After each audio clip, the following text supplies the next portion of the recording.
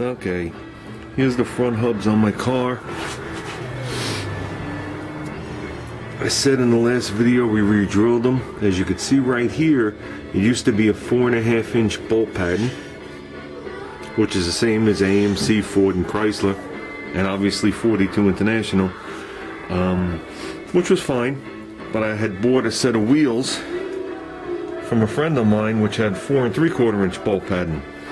So being the rotors were already drilled for 4.5, 4 3/4, and 5 inch, I took it all apart as you saw in the last video, and I don't think we're going to be able to see it. Oh, you can see it. I re-drilled them.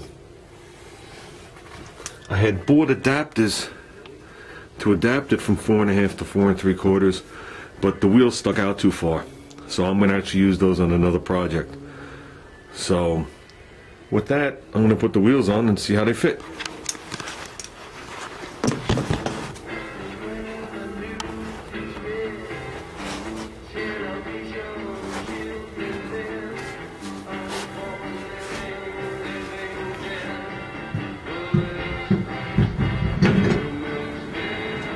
Oh, they also don't make the correct lug nuts. I used metric studs, which are 12mm by 1.5, and they only made them long shank for weld wheels, so I had to shorten the shank and taper the edge. It just never ends.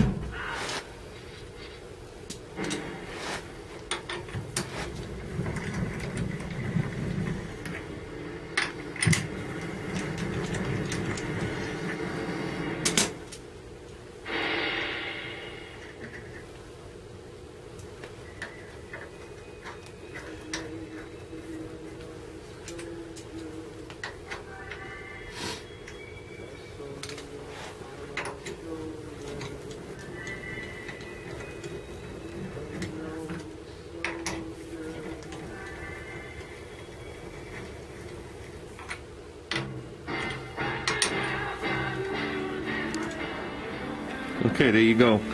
It all worked out. They all went on easy. I actually did it with a spinner wrench. No forcing of it. I've already had the rim on and spun it around, so I know it's true. Another thing I'd like to point out is, as you can see, my lugs are flush. I always like to have the threads into this part, the head of the lug. I've seen people use adapters and spaces and whatever, and the actual threads don't make it into the head of the bolt. They think because it's in the shank it's good.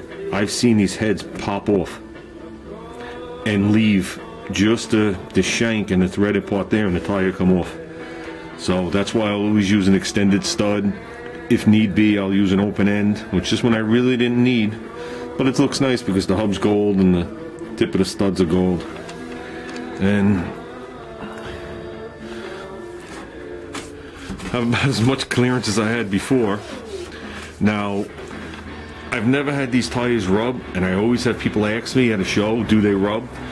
And the reason they don't rub is, when this axle was in the International Harvester, it had shackles in the front and it was mounted in the rear. So every time you hit a bump, the axle actually went forward, which gives you a rough ride. If anybody's into Jeeps, they know that. They do sell kits to convert it around. When I put the axle in, I put the hanger up front, and I fabricated my shackles in the rear. So now when I hit a bump, the axle goes up and back, and that actually gives it a softer ride. Plus, when it comes up, it actually goes back and misses my fender. Am I going to still trim the fender? Sure. I'm going to get around to doing the edge and everything I spoke about, but I'm just happy they fit at this point.